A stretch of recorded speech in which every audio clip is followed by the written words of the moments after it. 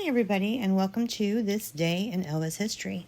So, on August 27th, 1956, and this magazine is from my personal collection, was Elvis's first write-up in Life magazine. You could purchase this for a whole 20 cents back then.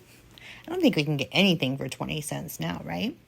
So I'm just going to read you the article and then kind of share it along here with the slides as well of the article inside and some great pictures of Elvis.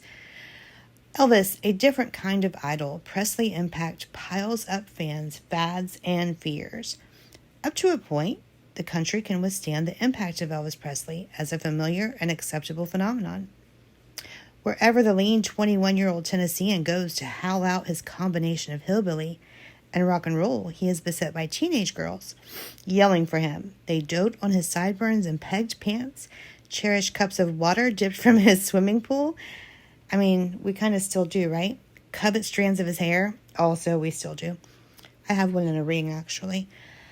Boycott disc jockeys who dislike his records. They have sold some 6 million copies.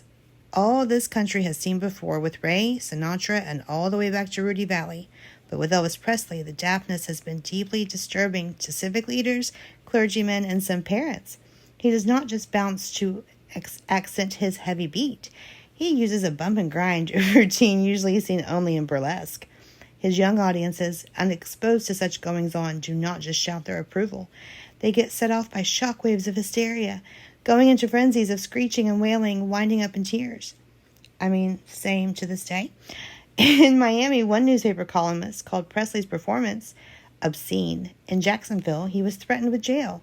His impact had brought Presley a welcome taste of wealth and fame, but now it was also bringing him some unwelcome attention.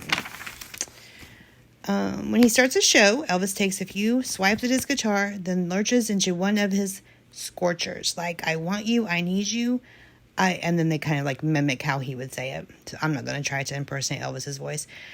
The girls out front go into their screams and seizures. From then on, most of them do not hear what Elvis sings, as he flings about bringing his acceptable audience to the breaking point. He isn't afraid to express himself, was one 15-year-old's defense of his freestyle. When he does that on TV, I get down on the floor and scream. The rewards of this fearless expression are almost unbelievable for the young man who gave up his truck driving job 2 years ago to become a full-time singer. Since the first of the year, he has fallen just short of grossing $500,000.